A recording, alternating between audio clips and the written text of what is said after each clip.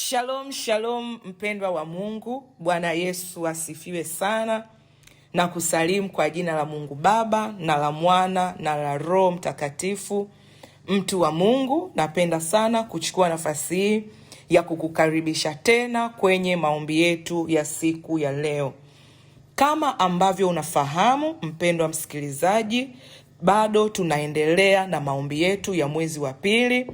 Na mwezi wetu wa pili ni mwezi wa maombi ya kufuta kila maneno ya laana yanayonishikilia na kunifuatilia ili nisimiliki na kutawala. Kwa hiyo muda huu mtu wa Mungu, jiandae kuomba maombi haya.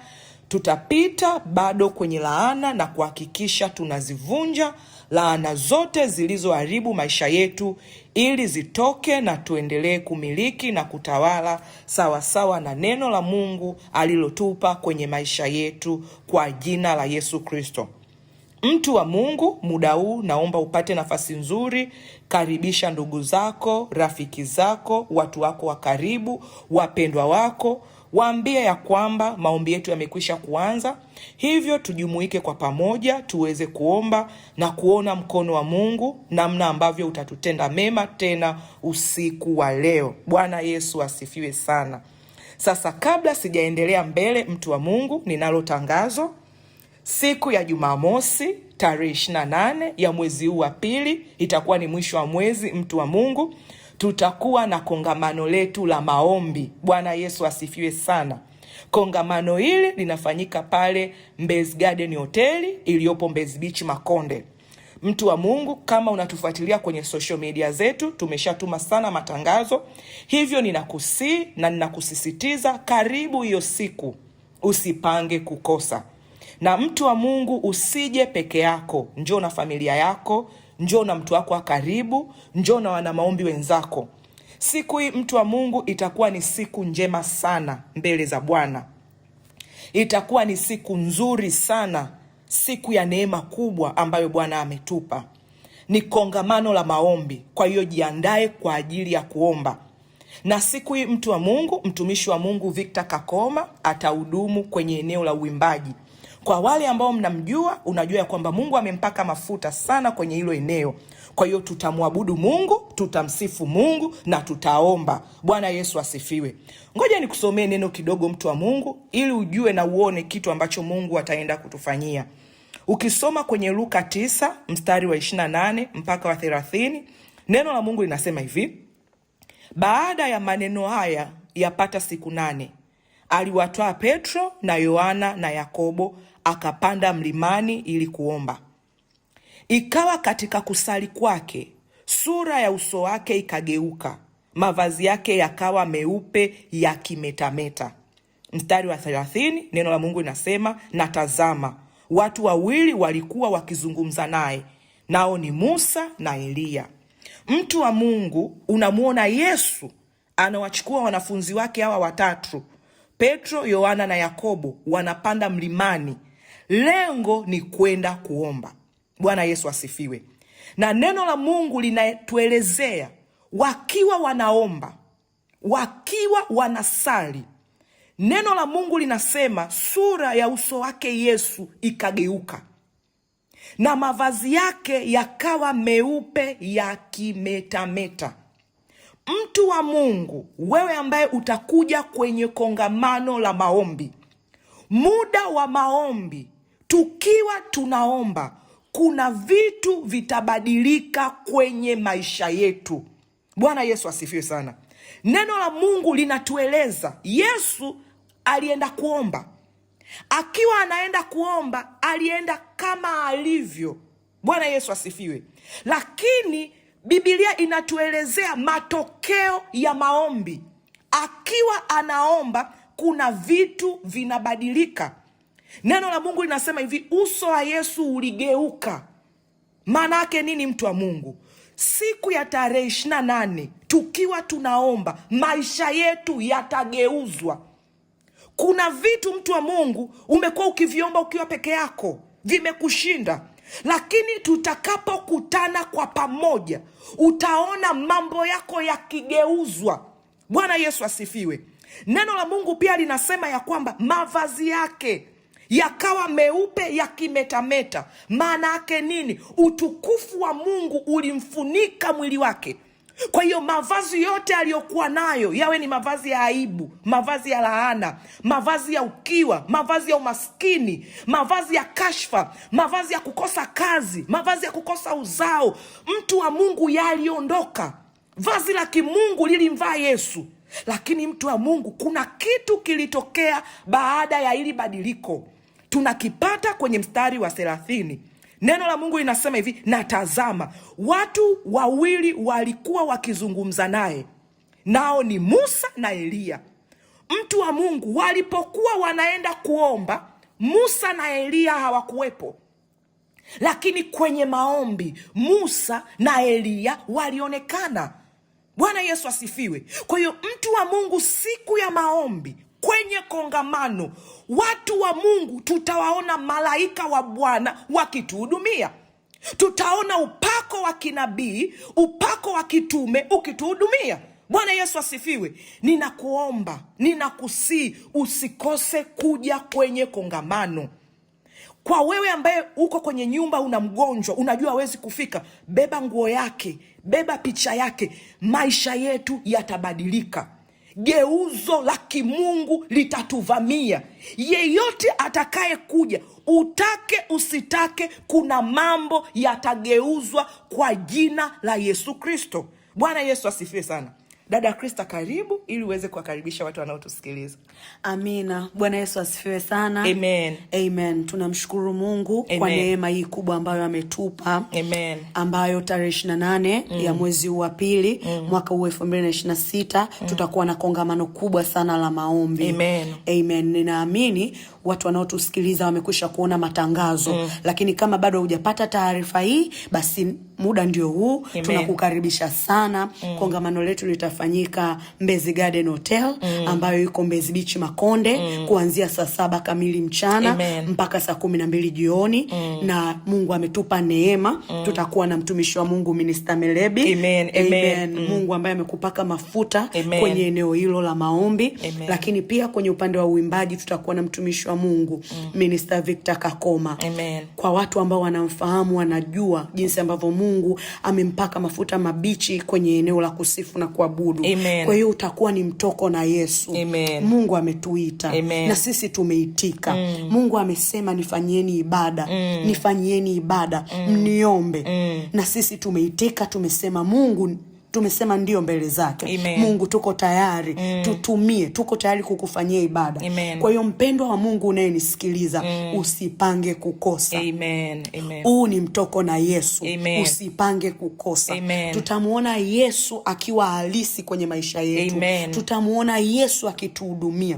Tutamuona Yesu akimwachilia Roho Mtakatifu, mafuta mabichi kabisa. Amen. Ambayo atakuwepo kwa ajili ya kutuhudumia. Wewe ambaye umechoka, wewe ambaye umekata tamaa, wewe ambaye umefika mahali umeona umeshindwa, Yesu anakuita. Yesu anasema njoo kwangu. Anasema njooni kwangu ninyi nyote msumbukao na wenye kulemewa na mizigo, nami nitawapumzisha. Kwa hiyo kwenye kongamano la maombi la tarehe 28 tunakwenda kupata pumziko.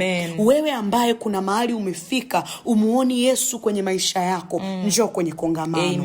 Kuna ile aina ya kiu ya maombi itaachiliwa kwa upya. Kuna ile kiu ya kumpenda Mungu kuanzia ndani. Wewe ukiwa kama kijana, ile kiu ya kumtafuta Mungu, ile kiu inaanzia ndani. Ile kiu inaachiliwa mahali penye maombi, sio mahali pengine. Kwa hiyo ninakusihi sana mpendwa wa Mungu, karibu sana kwenye kongamano. Fika mapema. Utakuta karatasi, utakuta peni. Njoo, andika maombi yako. Mweleze Mungu haja ya moyo wako. Mungu atakuwepo kutuhudumia. Lakini pia ukiacha hivyo, malaika wa Mungu watakuwepo. Ninakuhakikishia mpendwa wa Mungu, kama ulikuwa hujawahi kuwaona malaika, utawaona malaika waziwazi. Malaika watatuhudumia sana. Lakini ukiacha hivyo pia, wale ambao wanaumwa, Mungu atakuwepo kutuponya. Yeye jina lake anaitwa mponyaji. Mungu mponyaji atakuwepo kutuponya. Kwa hiyo usipange kukosa. Kama wewe ni mama, beba watoto wako. Kama wewe ni dada, beba wadogo zako. Kama wewe ni baba, chukua familia yako. hakikisha unakuja na mtu ambaye umemshika mkono. Karibuni sana, tutakuwepo tangu mapema, na kama unatamani kufika mapema ili uanze kuomba, fika mapema, malango yatakuwa wazi. Tutakupokea na tutafurahi sana kukuona. Amen, amen. Na kwa wewe ambaye uko mkoani unasema natamani kufika, utawasiliana na sisi kama ujui mahali pa kufikia, na tutakupa utaratibu. Utafika vizuri kabisa na Mungu atakuhudumia sana. Mtu wa Mungu, itakuwa ni siku nzuri sana mbele za Bwana. Mungu ataenda kutufuta machozi mengi sana. Lakini sio tu hivyo, roho ya uombaji itaenda kutufunika. Tutakapotoka kwenye kongamano, kuna kitu kipya, chemchem ya maombi ndani yetu isiyozimika. Utaisikia. Kwa wale ambao hawajawahi kunena kwa lugha, hiyo siku utanena kwa lugha. Tutaomba mtu wa Mungu kwa pamoja. Tutasukuma mahitaji yetu kwa pamoja. Tutamuita Mungu kwa pamoja. Neno la Mungu linasema hivi, walipo wawili au watatu kwa jina langu, nami nipo katikati yao. Kwa hiyo mtu wa Mungu, usipange kukosa. Unapopata ujumbe huu, mwambie na mwingine. Bwana Yesu asifiwe sana. Sasa ninaomba tuombe ili tuweze kuendelea na maombi yetu ya usiku wa leo. Baba, katika jina la Yesu Kristo, Mungu ninakushukuru kwa ajili ya uaminifu wako. Mungu ninasema asante kwa ajili ya rehema zako kwenye maisha yetu. Muda huu Mungu wangu tunakukaribisha tena mahali hapa.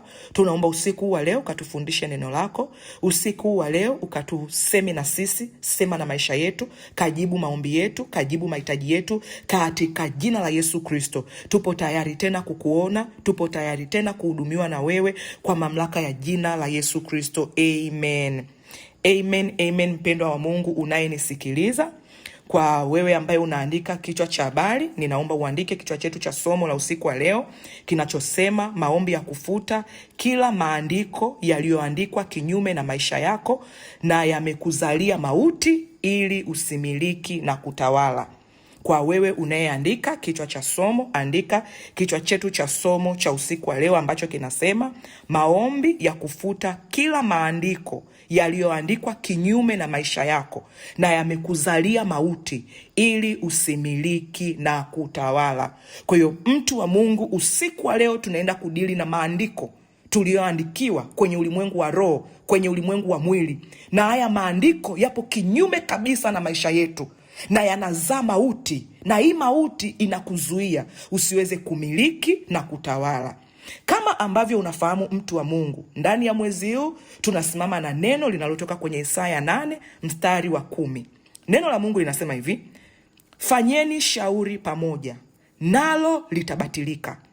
Semeni neno, lakini halitasimama, kwa maana Mungu yu pamoja nasi. Kwa hiyo mtu wa Mungu, nilikwambia kwenye kipindi kilichopita, huyu ni Isaya anazungumza haya maneno. Aliona vikundi vya watu wanafanya shauri kinyume na maisha yake, wanafanya shauri kinyume na ndugu zake. Bwana Yesu asifiwe. Lakini kuna neno Isaya alipowaona alisema, fanyeni hayo mashauri, andikeni hayo maandiko ya laana, fanyeni huo ubaya, ninajua litabatilika, hayatasimama, yatazuiliwa. Bwana Yesu asifiwe. Na sisi usiku wa leo tunaenda kubatilisha kila mashauri ya watu wabaya, ya vikundi vibaya, ya watu wenye chuki, wenye wivu na hila dhidi ya maisha yetu. Bwana Yesu asifiwe. Tunabatilisha kwa jina la Yesu. Tunaharibu hivyo vikundi vyao, tunafuta hayo maneno yao. Neno la Mungu linasema, Isaya anawaambia, semeni neno, lakini halitasimama. Ndio maana mwezi huu mtu wa Mungu tunafuta maneno ya laana. Isaya amesema semeni, halitasimama.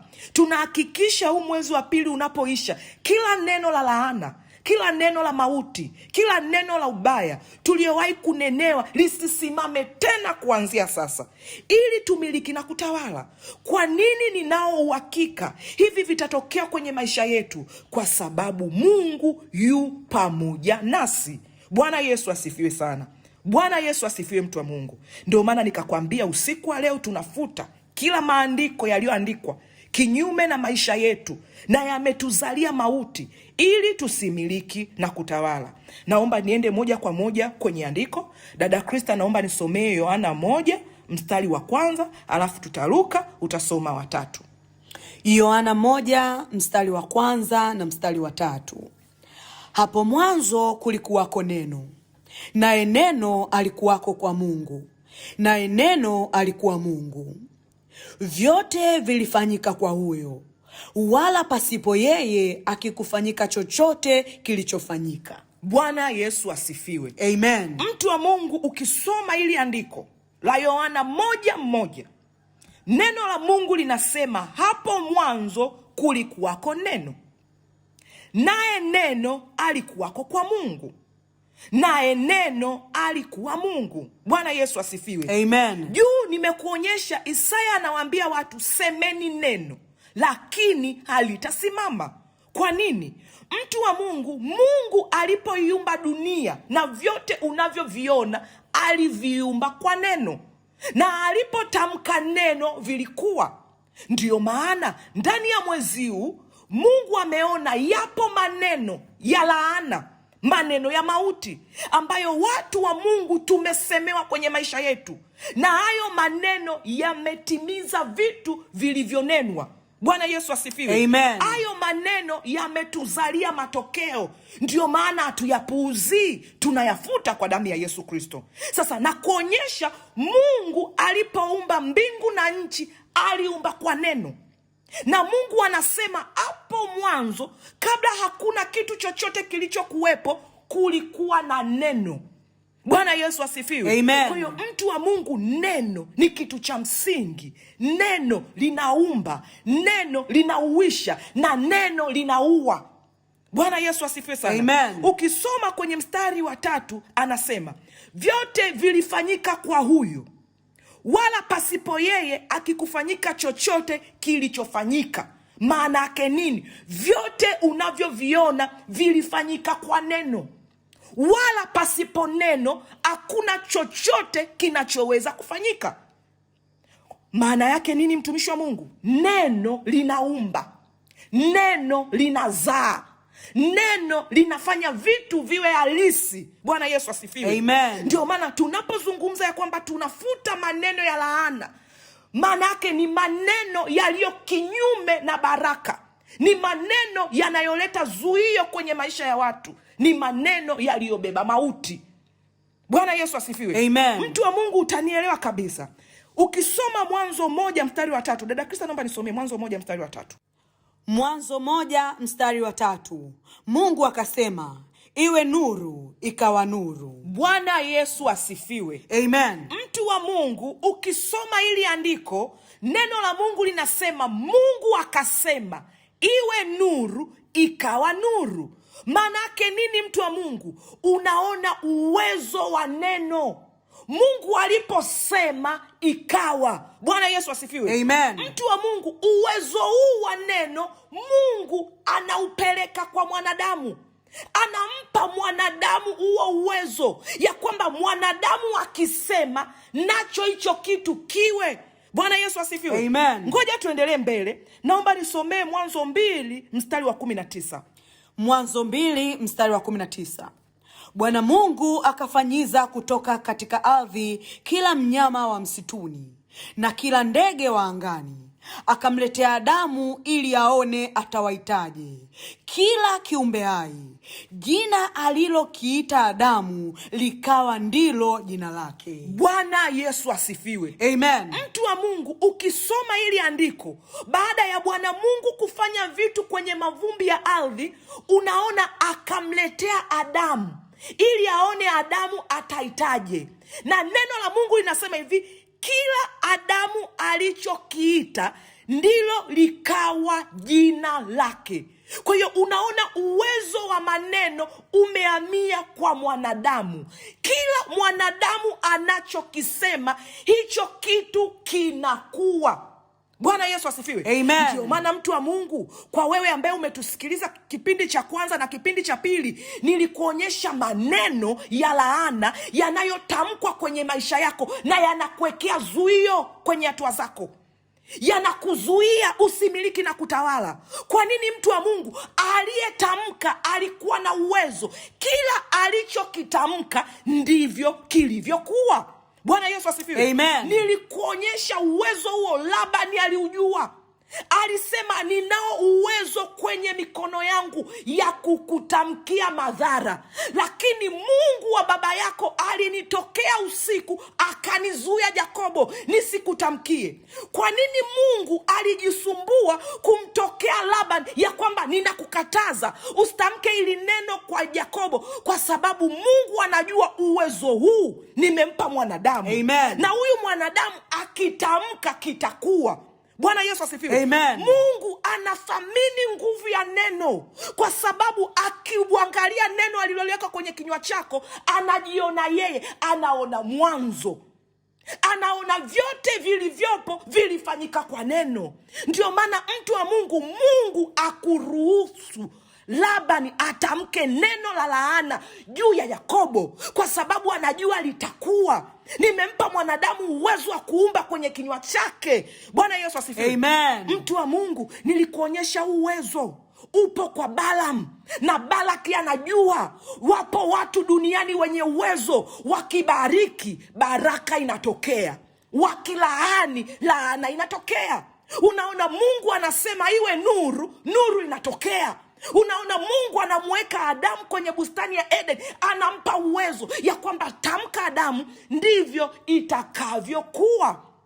Bwana Yesu asifiwe. Amen. Unamuona Balaam anapelekewa malalamiko na Balak, anaambiwa nilaanie wana wa Israeli ili niwapige, ili niwaue, ili niwaweze, ili niwashinde. Bwana Yesu asifiwe. Amen. Lengo afanye nini? Washindwe kumiliki na kutawala kwenye mji wangu. Unaona, Balaam alipokuwa anaandaa madhabahu, Mungu anamtokea Balaam, anamzuia, anamwambia usitamke neno lolote juu ya wana wa Israeli, kwa sababu nimewabariki.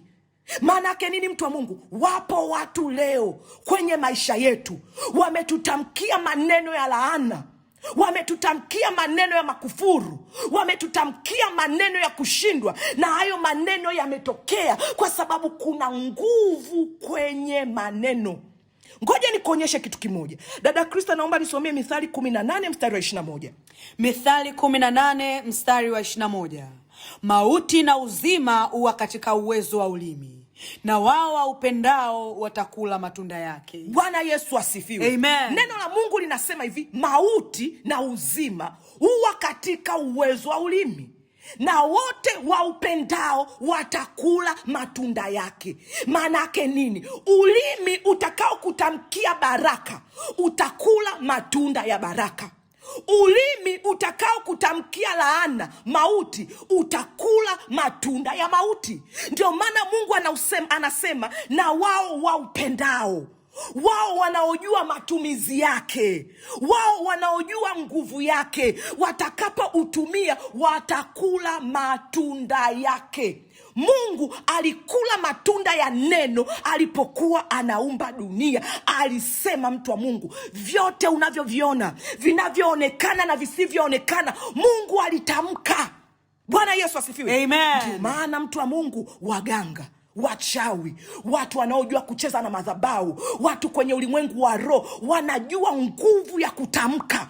Ndio maana watu wanakutamkia, utaona, hautafika mbali, utaona wewe. Nasema hauolewi, nasema hauzai, nasema ile familia watakawafanikiwe. Watu tumetamkiwa maneno ya laana na yametupata. Ndio maana mwanzoni kabisa mwa mwaka, mwezi wa pili, Mungu anasema ili miliki na kutawala. Rudini kwenye neno, futeni laana ya maneno. Maana yake nini? Wapo wenye uwezo wamewazuru msimiliki na kutawala. Balaki anamwambia Balaam, nilaanie wana wa Israeli kwa sababu wamekuwa wengi, wanaongezeka, wana nguvu, watatushinda. Historia yao ni kumiliki na kutawala. Kila walipotoka, naona wana wa Israeli wanashinda. Wanashinda kazi, wanashinda maisha, wanafaulu, wanaweza miradi, wanaongezeka. Nilaanie ili niwapige. Mtu wa Mungu, kwa nini umekwama leo kwenye maisha yako? Ni kwa sababu kuna mtu amekutamkia laana na una habari. Ndio maana Mungu alitaka tukafute. Neno la Mungu linasema hivi, kwa mtini jifunzeni. Tumeona Yesu mwenyewe alipokuwa hapa duniani anatamka neno kwenye mtini. Anauambia mtini, tangu leo na hata milele mtu asile matunda kwako. Mtu wa Mungu, nilikupitisha kwenye neno, saa ile ile papo hapo ule mtini ulinyauka pale pale. Ule mtini, kama ulikuwa na miaka 21, manake miaka mingine yote ya mbele hauzai tena, haustawi tena, hauwezi tena. Kwa nini? Kwa ajili ya neno. Mungu anasema mauti na uzima nimeweka kwenye uwezo wa ulimi, na wao waupendao watakula matunda. Adam, majina yote aliyowaita wanyama ndivyo yalivyokuwa. Hadi leo unamwona simba, alitoa Adam. Unamwona twiga, alitoa Adam. Unaona majina ya ndege, alitoa Adam. Jinsi ambavyo Mungu amempa mwanadamu heshima kwenye uwezo wa neno. Ndio maana leo kwa maneno tunafuta. Sasa usiku wa leo, mtu wa Mungu, nimekwambia tunaenda kufuta maandiko yaliyoandikwa kinyume na maisha yako na yamekuzuilia, yamekuzalia mauti, usimiliki na kutawala. Maandiko, mtu wa Mungu, sio yaliyotamkwa, yalitamkwa yakaandika. Mtu wa Mungu, unaiona hii Biblia yako ulio nayo ni maandiko. Haya maandiko yalikuwa neno, yakaandikwa. Hadi leo tunachokisoma, tukikitamka, kinakuwa.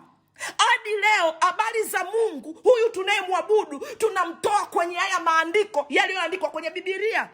Sasa leo, mtu wa Mungu, wako watu wameandikiwa maandiko ya mauti, wameandikiwa maandiko ya nuksi, wameandikiwa maandiko ya ufukara na umasikini, mmeandikiwa laana za maandiko yakazikwa. Ndio maana yanawafuata. Kila anayetoka kwenye hicho kizazi amelaaniwa.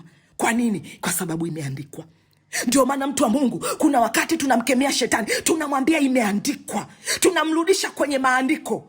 Kuna wakati tunaenda mbele za Mungu, Mungu anasema mimi ni Mungu ninayeliangalia neno langu ili nipate kulitimiza. Neno lipi? Lililoandikwa kwenye Biblia. Na mtu wa Mungu, usiku wa leo Mungu anasema wapo watu wameandikiwa kashfa, wameandikiwa aibu. Kwa nini aibu haikuachi, mtu wa Mungu? Umeomba na kuomba, kwa sababu aibu inayokula maisha yako imeandikwa. Bwana Yesu asifiwe. Amen. Neno la Mungu linasema Biblia ni kitabu kilichoandikwa. Walituandikia ili tusisahau. Walituandikia haya maneno. Mtu wa Mungu, kama hatutafuta haya maandiko, maisha yetu hayatabadilika. Bwana Yesu asifiwe. Amen. Ngoja nikupeleke kwenye neno, mtu wa Mungu. Nasema hivi, utanielewa. Amen. Dada Krista, naomba nisomee Yeremia 22 mstari wa 29 hadi 30. Yeremia 22 mstari wa 29 hadi 30. Nchi, lisikie neno la Bwana. Bwana asema hivi: andikeni habari za mtu huyu kwamba hana watoto, kwamba mtu huyu atafanikiwa siku zake zote, maana hapana mtu katika wazao wake atakayefanikiwa, akiketi katika kiti cha enzi cha Daudi na kutawala tena katika Yuda. Bwana Yesu asifiwe. Amen. Mtu wa Mungu, angalia kitu ambacho Bwana anasema na ardhi. Bwana anaiambia ardhi yako, anasema hivi: nchi, lisikie neno la Bwana. Maanake nini? Neno linatoka. Uzima na mauti vipo kwenye uwezo wa ulimi. Hapo mwanzo kulikuwa na neno. Ona neno, mtu wa Mungu, linapelekwa kwenye ardhi. Alafu neno la Mungu linasema, Bwana asema hivi: andikeni habari za mtu huyu kwamba hana watoto, kwamba mtu huyu hatafanikiwa siku zake zote. I say, ona kitu ambacho nchi inaandikiwa. Nchi, andika habari za Krista. Nchi, andika habari za Irini. Nchi, andika habari za Peter. Bwana Yesu asifiwe. asifiwe. Neno linatoka kwenye kinywa, neno la laana, neno sio la baraka. Na anaambiwa huyu mtu, habari zake zinazoandikwa, anaambiwa andika ya kwamba hana watoto. Maana yake nini? Nchi inaandika maandiko ya habari ya kwamba huyo mtu asiwe na uzao. Mtu anayekosa watoto maana yake nini? Hana uzao. Anakosa uzao wa nini? Uzao wa watoto, uzao wa binadamu, uzao wa mifugo, uzao wa uchumi, uzao wa afya, uzao wa mali, uzao wa kumcha Mungu, uzao wa furaha. Anaambiwa andika ya kwamba mtu huyu hana watoto, kwamba mtu huyu hatafanikiwa siku zake zote. Maana yake nini? Milele na milele. Huyu mtu hadi anakufa ameandikwa. Ndio maana leo, mtu wa Mungu, tunafuta maandiko ulioandikiwa. Mtu wa Mungu, umeandikiwa na waganga, umeandikiwa na wachawi, umeandikiwa na watumishi kwa Mungu uliokutana nao akakuandikia, haujajali. Umeandikiwa na vikundi vya watu. Ndio maana Isaya anasema akaona vikundi vya watu vinatamka maneno, lakini akajua Mungu yuko pamoja nami, vitabatilika. Bwana Yesu asifiwe. Sasa huyu ni Mungu amekasirika, anaiambia ardhi ya kwamba nilipomuumba mwanadamu nimemweka kwenye ardhi, lakini ardhi yake nataka nilaani. Kwa hiyo anailaani kwa maandiko. Anasema hivi ya kwamba hatafanikiwa siku zake zote, maana hapana mtu katika wazao wake atakayefanikiwa. Huyu mtu anaandikiwa maandiko si kwa habari ya yeye asizae wala vitakavyozaliwa. Bwana Yesu asifiwe. Visifanikiwe. Ndio maana mtu unaona wewe ni fukara, watoto waliowazaa fukara, wajukuu waliozaliwa fukara, wewe ni masikini, babu yako masikini, mama yako masikini, mjomba wako masikini, shangazi yako masikini, ukoo wenu masikini, wewe mwenyewe masikini. Mtoto mwenyewe uliomzaa unamwangalia, unamwona anavyohangaika na ukoko. Maana yake nini? Masikini. Maana yake mtoto wako atakapozaa watoto wake, watakapokuwa wajukuu wako, masikini. Hiki kitu kimetokana na nini? Maandiko. Yameandikwa, mtu wa Mungu, kwenye ulimwengu wa roho. Na yameandikwa maisha yake yote, milele na milele. Mtu wa Mungu, nilikusomea nyuma, nilikuonyesha Yesu anauambia mtini usizae tangu sasa na hata milele. Maana yake nini? Maisha yake yote. Neno la Mungu linasema hivi, papo mtini ukanyauka. Mtu wa Mungu, unaiona hii laana anaandikiwa huyu mtu. Wewe familia unanisikiliza, umeandikiwa hiyo laana.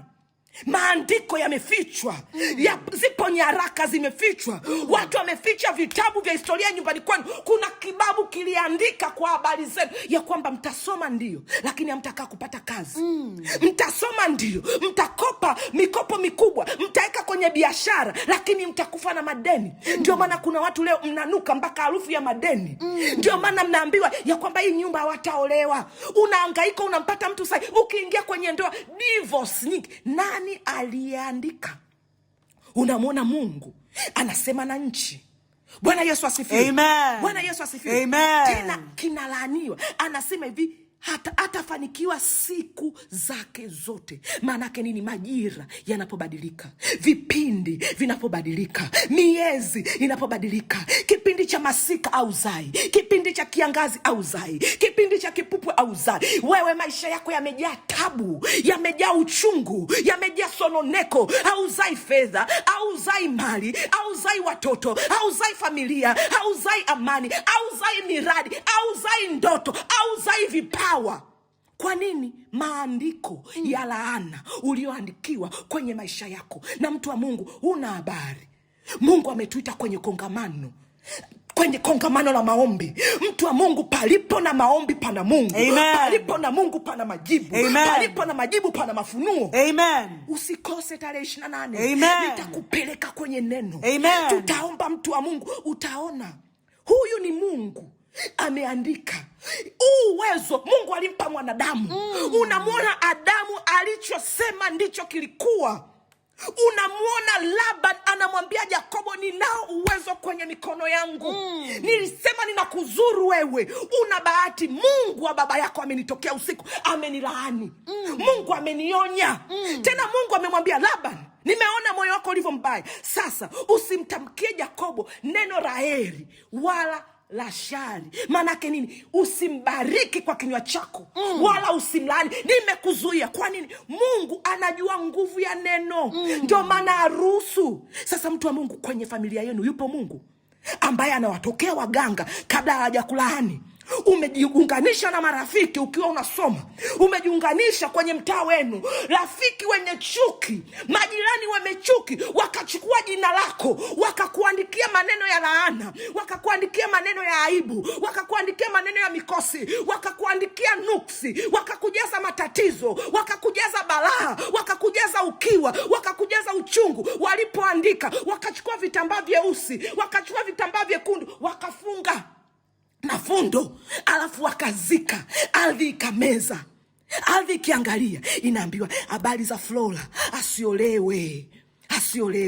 Hizi ni habari za Melebi, asifanikiwe. Hizi ni habari za Emanueli, asisogee. Hizi ni habari za familia yao, wasitoboe. Nani anaenda kuwekeza kwenye familia yao? Hii dili imefika kwenye mikono ya nani? Asipewe. Nini? Maandiko ya laana. Watu wameandikiwa. Ndio maana mtu wa Mungu unafanya kazi kwa bidii. Sio kwamba uchumi Mungu aleti pesa kwako. Imeandikwa ipukutishwe. Watu wameandikwa ile familia wawe wabakaji. Unashanga, watoto wangu nani kawafundisha kubaka? Nani kawafundisha kuleta hizi aibu? Mtu wa Mungu, ni maandiko. Nimekwambia Biblia ni kitabu kilichoandikwa. Lakini kabla kijaandikwa kilikuwa na neno. Ili neno likaandikwa kwenye maandishi mpaka leo limedumu. Kwa nini? Kwa sababu limeandikwa. Kimesema hivi, yasipoandikwa yatapotea. Kwa hiyo watu wa Mungu, mmeandikiwa vifungo ya kwamba mkae hapo. Bwana Yesu asifiwe. Amen. Bwana Yesu asifiwe. Amen. Nasema usiku wa leo tunachana hayo maandiko. Amen. Nasema usiku wa leo tunavunja hayo maandiko. Amen. Bwana Yesu asifiwe sana. Amen. Ndio maana mtu wa Mungu, unaiona nguvu ya Biblia.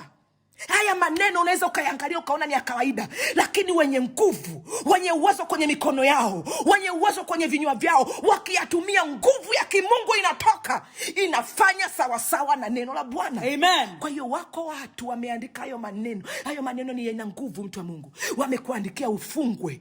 Ndio maana kila ukiota ndoto umefungwa kwenye vyumba. Kila ukiota ndoto nafsi yako imefungwa kwenye chupa. Kila ukiota ndoto unaota uko kwenye misitu. Nini? Ni maandiko. Ngoja nikupeleke kwenye neno, mtu wa Mungu. Nilikuwa najaribu sana kutoka hapo, Roho Mtakatifu alikuwa ananirudisha. Ngoja nikupeleke kwenye neno, nikuonyesha hayo maandiko, mtu wa Mungu, alafu tukaombe. Dada Krista, naomba nisomee Danieli 5 mstari wa 5 mpaka wa 7. Danieli 5 mstari wa 5 mpaka wa 7. Saa hiyo hiyo vikatokea vidole vya mkono wa mwanadamu, vikaandika katika chokaa ya ukuta wa nyumba ya enzi ya mfalme, mahali palipokikabili kinara. Naye mfalme akakiona kitanga cha ule mkono ulioandika. Ndipo uso wa mfalme ukambadilika, fikira zake zikamfadhaisha, viungo vya viuno vyake vikalegea, magoti yake yakagongana. Mfalme akalia kwa sauti kubwa, akaamuru waletwe wachawi na Wakaldayo na wanajimu.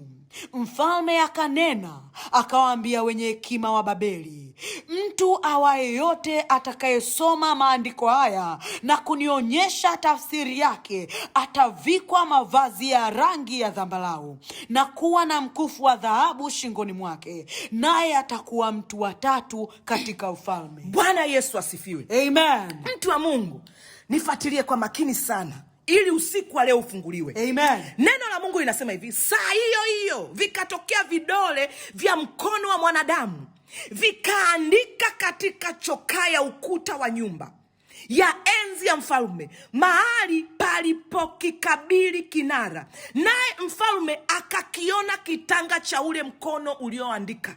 Bwana Yesu asifiwe. Amen. Neno la Mungu linasema kikatokea mkono, mtu wa Mungu, ukaandika maneno.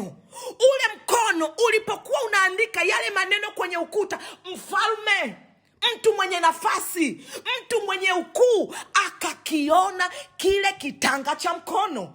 Bwana Yesu asifiwe. Amen. Neno la Mungu linasema hivi, ndipo uso wa mfalme ukabadilika, fikra zake zikamfadhaisha, viungo vya viuno vyake vikalegea, magoti yake yakagongana. Mtu wa Mungu, baada ya yale maneno yaliyoandikwa, unaona athari inatokea kwenye mwili wa mfalme. Yale maneno yalipomalizwa kuandika, unaona ndipo uso wa mfalme ukabadilika. Kwa nini ulibadilika? Maneno. Kuna neno limeandikwa kwenye ukuta wa mfalme. Kuna mkono umekuja umeandika vitu, mfalme kaona. Umeandika habari zinazomhusu mfalme, mfalme kaona. Bwana Yesu asifiwe. Amen. Yale maneno yalipoandikwa, unaona uso wa mfalme unabadilika. Bwana Yesu asifiwe. Amen. Unaona fikra zake zinamfadhaisha, viungo vya viuno vyake vinalegea, magoti yanagongana. Baada ya maneno kuandikwa, unaona udhaifu unamvaa mfalme. Unaona mauti inamvaa mfalme. Unaona badiliko, uso uligeuzwa, mwili uligeuza, badiliko lilitokea. Ndio maana mtu wa Mungu, nimekuambia kwenye maombi tarehe 28 tunageuzwa. Amen. Tunabadilika. Amen. Kwa nini? Kwa sababu tutakuwa na Bwana. Amen. Mtu wa Mungu anasema hivi, ndipo uso wa mfalme ukabadilika, fikra zake zikamfadhaisha. Kwa nini vinabadilika? Maandiko. Kuna mtu kaandika kitu kwenye ukuta. Kwa nini nyumba yako imebadilika? Kwa nini migogoro kwenye familia yako haishi? Maandiko wamekuandikia kwenye ukuta. Bwana Yesu asifiwe. Wameandika mahali hapa pasijengwe tena. Wameandika watu wa ukuta huu, watu wa boma hili wafe na HIV, wafe na kansa, wafe na magonjwa ya kurithi, wafe na kifafa, wafe na aibu, wafe walevi. Nini kimetokea? Maandiko. Walipoandikiwa tu, ghafla unasikia mtoto wako ameingia kwenye madawa ya kulevya. Unasikia mtoto wako amekamatwa kwenye ujambazi. Unasema, kitu gani? Mbona jana tulikuwa salama?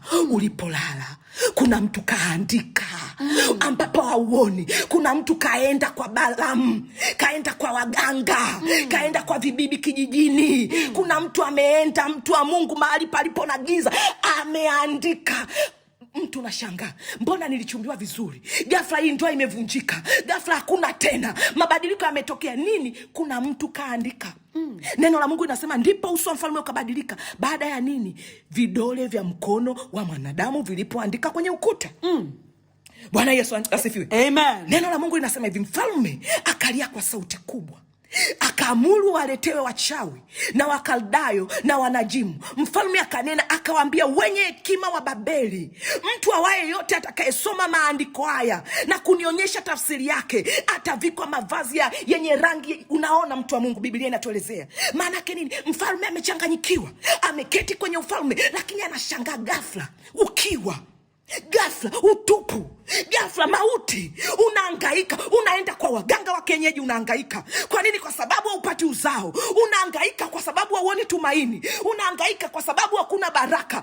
Unaona mauti tu, unaona ukiwa tu, unaona fedhea tu. Unahangaika. Mtu wa Mungu, njoo kwenye kongamano la maombi. Amen. Unaona mfalme anahangaika, aletewe watu watakaoweza. Ngoja nikuonyeshe mtu wa Mungu. Dada Krista, naomba nisomee Danieli 5 mstari wa 25 mpaka wa 30. Danieli 5 mstari wa 25 mpaka wa 30. Na maandiko yaliyoandikwa ni haya: Mene, Mene, Tekeli na Peresi. Na tafsiri ya maneno haya ni hii: Mene, Mungu ameuhesabu ufalme wako na kuukomesha. Tekeli, umepimwa katika mizani nawe umeonekana kuwa umepunguka. Peresi, ufalme wako umegawanyika nao amepewa Wamedi na Waajemi. Ndipo Belshaza akatoa amri, nao akamvika Danieli mavazi ya rangi ya dhambarau, wakatia mkufu wa dhahabu shingoni mwake, wakapiga mbiu kutangaza habari zake, ya kwamba yeye ni mtu wa tatu katika ufalme. Usiku huo Belshaza mfalme wa Wakaldayo akauawa. Bwana Yesu asifiwe. Amen. Mtu wa Mungu akaletwa, mtumishi wa Mungu anaitwa Danieli. Mtumishi wa Mungu alipoletwa, ana uwezo wa kuona kwenye roho. Neno la Mungu linasema kwenye mstari wa 25, na maandiko yaliyoandikwa ni haya: Mene, Mene, Tekeli na Peresi. Maana ya maandiko haya ya kwamba ufalme wako umepimwa na umeonekana umepungua. Maana yake nini? Belteshaza alitolewa kwenye ufalme. Mtu wa Mungu, Danieli anagundua maandiko yaliyoandikwa. Na Danieli anamwambia mfalme, maandiko yaliyoandikwa ni haya: mene, tekeli na peresi. Bwana Yesu asifiwe. Amen. Haya ni maneno, maandiko aliyoandikiwa huyu mfalme Belshaza. Haya maandiko yalipoandikwa, unaona maisha ya Belshaza mfalme yanabadilika. Yaliandikwa kwenye ukuta ya kwamba ufalme wako Belshaza umepungua, umepimwa, umepungua. Bwana Yesu asifiwe. Bwana Yesu asifiwe. Maana yake nini? Ufalme wako haupo. Mtu wa Mungu, kuna watu mmeandikiwa kwenye kuta, kuna watu mmeandikiwa kwenye ardhi, kuna watu mmeandikiwa kwenye kabila lenu, kuna watu wameandikiwa watoto wako, watoto wa tumbo lako. Kuna wengine wazazi waliotuzaa sisi waliandikiwa haya maneno. Umeandikiwa nini? Usipate kazi. Umeandikiwa nini? Ufe na magonjwa.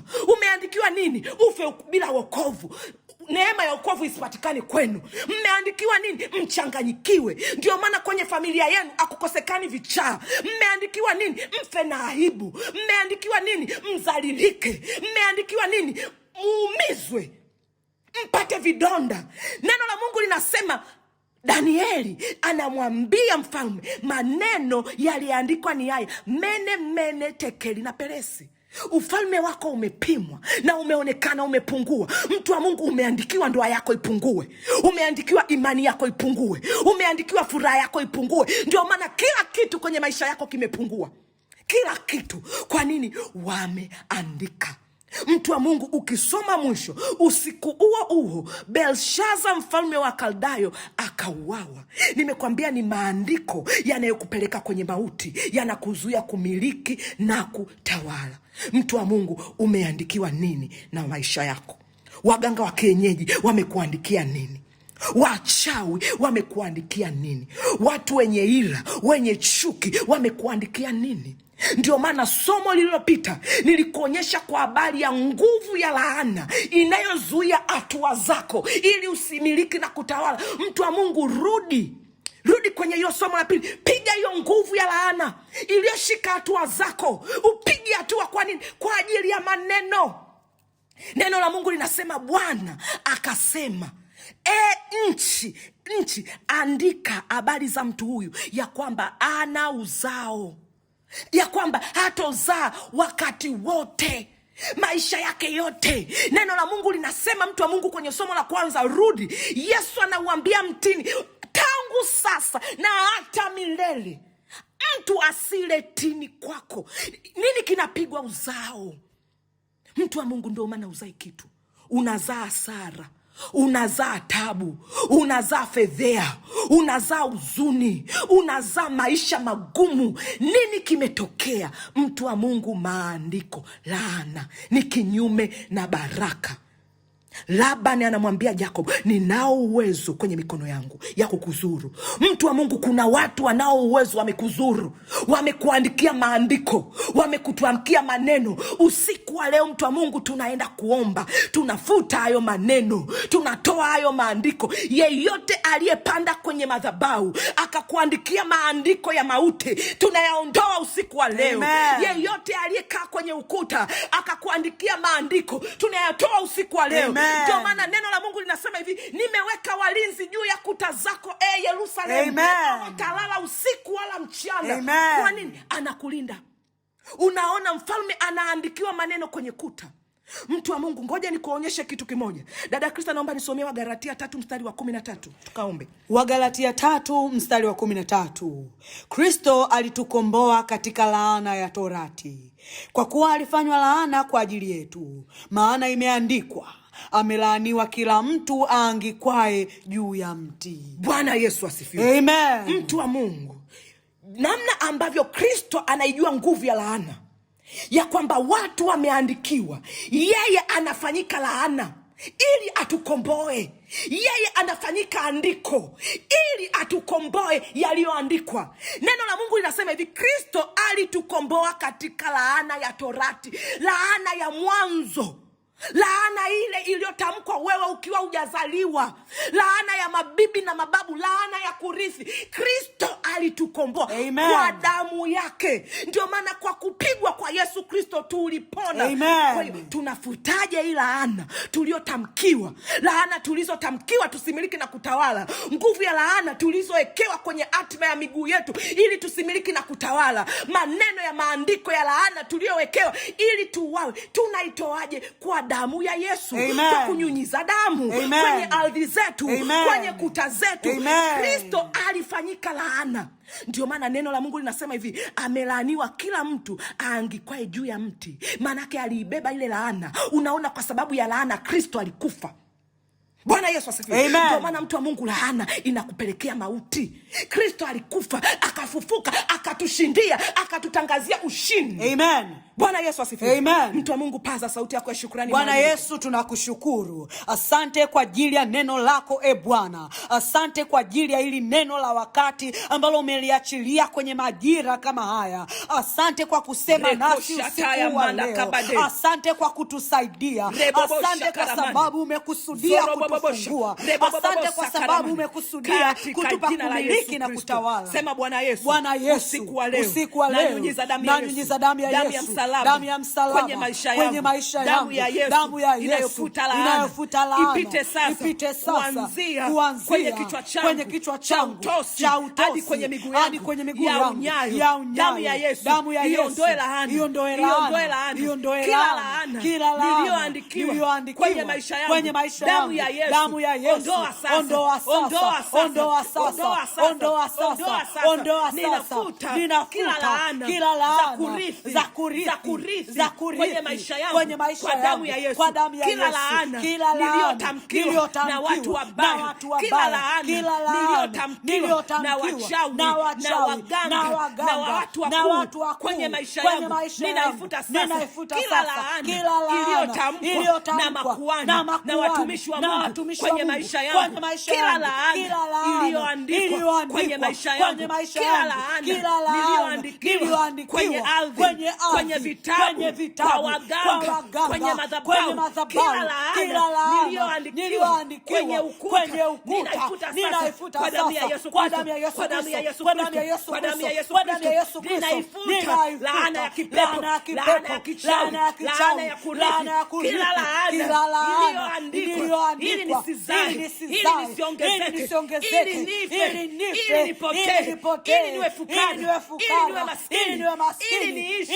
Hiyo laana ninaifuta sasa kwa damu ya Yesu, kwa damu ya Yesu, kwa damu ya Yesu, kwa damu ya Yesu, kwa damu ya Yesu, kwa damu ya Yesu. Kila laana ya magonjwa, kila laana ya magonjwa, kila laana ya ndoa, kila laana ya kukosa uzao wa watoto, uzao wa mali, uzao wa uzima, uzao wa akili, uzao wa kumcha Bwana, ninaifuta sasa kwa jina la Yesu Kristo, kwa jina la Yesu Kristo, kwa damu ya Yesu Kristo. Kila maandiko, kila maandishi niliyoandikiwa na nikapungua, na nikapotea, nikapata kichaa, nikadhurumiwa, nikawa taida, nikawa sina akili, ninafuta sasa kwa damu ya Yesu. Kwa Mungu, nenda mbele za Mungu kwa dakika hizi chache, futa hiyo laana. Baba, katika jina la Yesu Kristo, ninakuja mbele zako kwa agano la damu. Ninakuja mbele zako kwa damu ya Yesu Kristo. Baba, ninatamka kila maneno ya laana niliyoandikiwa, ninayafuta kwa damu ya Yesu. Ninayafuta kwa damu ya Yesu Kristo, kwa damu ile ya agano, kwa damu ile ya agano, kwa damu ile ya agano. Ninafuta kila maneno ya laana niliyoandikiwa kwenye kwa maandishi, niliyoandikiwa kwenye ukuta, niliyoandikiwa kwenye ardhi, niliyoandikiwa kwenye karatasi. Kwa damu ya Yesu ninayafuta, kwa damu ya Yesu ninayafuta, kwa damu ya Yesu ninabatilisha, kwa damu ya Yesu ninabatilisha, kwa damu ya Yesu ninatamka hayo maandiko hayatasimama, hayatakuwa, nibatili sasa. Ninayafuta kwa damu ya Yesu, ninayafuta kwenye ulimwengu wa roho, ninayafuta kwa sababu imeandikwa yaliyoandikwa ya kwamba mimi nimekombolewa kwa damu ya Yesu, kwa damu ya Yesu, kwa damu ya Yesu, kwa damu ya Yesu. Nami ninatamka ukombozi kwa damu ya Yesu, kwa damu ya Yesu. Ninafuta kila maneno ya mauti yaliyoandikwa kinyume na mimi. Ninafuta kila maneno ya machukizo yaliyoandikwa kinyume na mimi, kila maneno ya laana yaliyoandikwa kinyume na mimi. Ninayafuta kwa damu ya Yesu, ninayafuta kwa damu ya Yesu. Wewe mauti, toka sasa kwa damu ya Yesu. Ninafuta maneno yako, ninayafuta maneno yako kwa damu ya Yesu, kwa damu ya Yesu, kwa damu ya Yesu. Na leo ninatamka ufalme wako umepimwa, umeonekana, umepungua. Hauna mamlaka juu yangu mimi, hauna mamlaka juu ya maisha yangu. Mene kwa damu ya Yesu. Sema Bwana Yesu, Bwana Yesu, usiku wa leo ninachana kila maandiko ya laana yaliyoandikwa juu ya maisha yangu, kila maandiko ya kipepo, kila maandiko ya kichawi, kila maandiko ya hukumu, kila maandiko ya mauti yaliyoandikiwa dhidi ya maisha yangu, ili nipotee, ili nisimiliki, ili nistawale. Nachana kwa damu ya Yesu, nachana kwa damu ya Yesu, kila maandiko ya kichawi, kila maandiko yaliyoandikwa kwa habari ya jina langu, kila andiko lililoandikiwa juu ya ardhi ya kwamba mimi sitafanikiwa, ninyauke hata milele. Ninafuta kwa damu ya Yesu hayo maandiko, ninayafuta kwa damu ya Yesu. Neno la Mungu linasema Yesu Kristo alifanyika laana ili kubatilisha laana iliyonikumba kwenye maisha yangu. Ninafuta maandiko yote, ninachana hizo karatasi, ninachoma moto hizo madhabahu zilizoandika jina langu, ninachoma moto ninachoma moto hivyo vyungu, ninachoma moto hivyo vitambaa, hizo sanda zilizoandikwa kwa habari ya afya, kwa habari ya uchumi, kwa habari ya ndoa, kwa habari ya uzao, kwa habari ya mali, kwa habari ya utulivu, kwa habari ya mume wangu, kwa habari ya mke wangu, kwa habari ya watoto wangu, kwa habari ya maisha. Ninachoma moto, ninachoma moto hizo laana, kwa habari ya kazi, kwa habari ya biashara, kwa habari ya miradi, katika jina la Yesu, katika jina la Yesu. Haribika sasa, haribika sasa, haribika sasa, katika jina la Yesu. Nafunguka. Haya, mtu wa Mungu, kemea kwa dakika chache. Baba, katika jina la Yesu Kristo, ninachana kila tarasimu za kichawi zilizoandikwa kinyume na maisha yangu, kila maandiko yaliyoandikwa na kalamu nyekundu, kila maandiko yaliyoandikwa na mkaa, kila maandiko yaliyoandikwa na kalamu nyeusi, ninabatilisha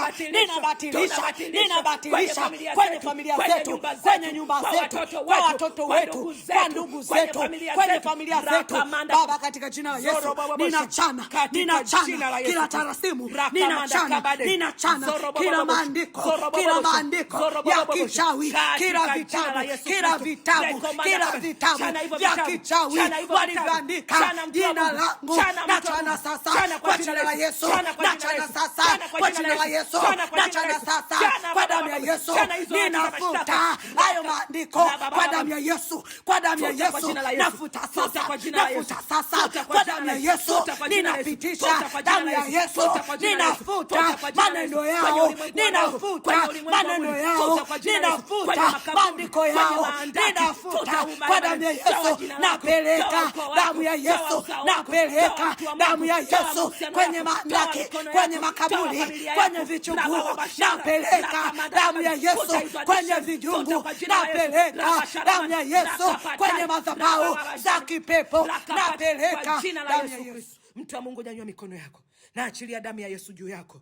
Naachilia damu ya Yesu juu yako. Kila aliyekulaani tunamlaani yeye. Kila aliyekulaani tunamlaani yeye. Ninafuta laana juu yako. Ninafuta laana kwenye ardhi yako. Ninafuta laana kwenye ukuta wako. Ninachana hayo maandishi. Ninabatilisha hayo maandishi. Usiku wa leo ninakuandikia ya kwamba wewe ni mteule wa Bwana, ya kwamba wewe umekombolewa na Bwana, ya kwamba wewe umeokolewa na Bwana, ya kwamba wewe sio maskini. Ufalme wako umepimwa na hujapungua kuanzia sasa. Ninakuandikia unarudishwa kwenye nafasi yako, unarudishwa kwenye uzima wako, unarudishwa kwenye mafanikio yako. Na kuandikia majira ya badilikapo, vipindi vinapokuja, miaka inapokaa, natamka ya kwamba umebarikiwa na Bwana, natamka umetunzwa na Bwana, natamka umeokolewa na Bwana katika jina la Yesu Kristo.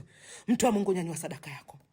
Baba, asante kwa ajili ya sadaka hizi ambazo watoto wako wamezinyanyua. Zipokee Mungu wangu, zitakabari Mungu wangu. Sadaka hizi tunazozinyanyua leo, futa kila laana, chana kila maneno, chana kila vitabu ambavyo tumeandikiwa kwenye maisha yetu kwa jina la Yesu Kristo, kwa jina la Yesu Kristo, kwa jina la Yesu Kristo. Tunaweka sadaka yetu juu ya madhabahu yako katika jina la Yesu Kristo. Amen. Mtu wa Mungu, utatuma sadaka yako kwenye namba 0716052202 0716052202. Mtu wa Mungu, ninaomba nikutangazie ya kwamba usisahau tarehe 28 mwisho wa mwezi huu itakuwa ni siku ya Jumamosi. Tutakuwa na kongamano letu la maombi. Tutamalizia na haya maombi kwenye kongamano. Tutaomba mtu wa Mungu, tutaomba mtu wa Mungu, tutahakikisha kila kitu kinatoka kwenye maisha yako. Bwana Yesu asifiwe sana. Na wewe ambaye hujaokoka, basi sema isala: Bwana Yesu, Bwana Yesu, usiku wa leo ninakupokea moyoni mwangu. Ingia ndani yangu. Na ninamkataa shetani na kazi zake na mipango yake. Najitoa Mungu wangu. Uwe Mungu wa maisha yangu. Nikutegemee, nikutumikie kwa uaminifu hata mwisho wa maisha yangu. Kwa jina la Yesu. Amen. Wewe uliyesema maneno hayo, basi utakuwa umeokoka. Utatutumia jina lako kwenye namba 0655108869. 0655108869. Mtu wa Mungu. Lakini wewe pia ambaye unakuja kwenye kongamano, utatupigia simu hizo namba, tutakupa utaratibu wote na tutaendelea kutuma maelekezo yote kwenye magrupu yetu ya WhatsApp. Kama hujajiunga, mtu wa Mungu, tupigie kwa hizo namba, tutakuunga. Kabla sijamaliza, dada Krista, karibu kama una la kusema kwa habari ya kongamano letu la maombi. Amen. Namshukuru Mungu sana.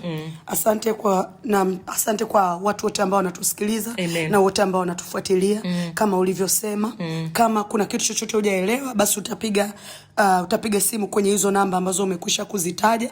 Lakini kama umekwisha kuelewa, basi fika kwenye kongamano moja kwa moja. Tutakutana Jumamosi ya tarehe 28 mwezi wa pili, mahali ni pale Mbezi Garden Hotel ambayo iko Mbezi Beach Makonde. Hakikisha unakuepo.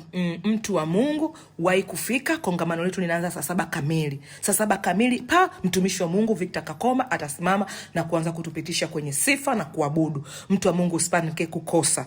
Wewe ambaye pia uko mkoani mbali uwezi kufika, upo nje ya nchi, kama una ndugu yako yuko Dar es Salaam, mwambie afike kwenye kongamano. Mpe na picha yako, mpe na maombi yako. Mungu atatuhudumia sana. Kila kilichoandikwa kikakuletea laana, mikosi na matatizo, ukageuzwa kwenye kongamano, vyote vinaenda kugeuka. Tutaona utukufu wa Mungu ukitufunika kwa jina la Yesu Kristo. Nitafurahi kukuona na Mungu akubariki sana. Amen.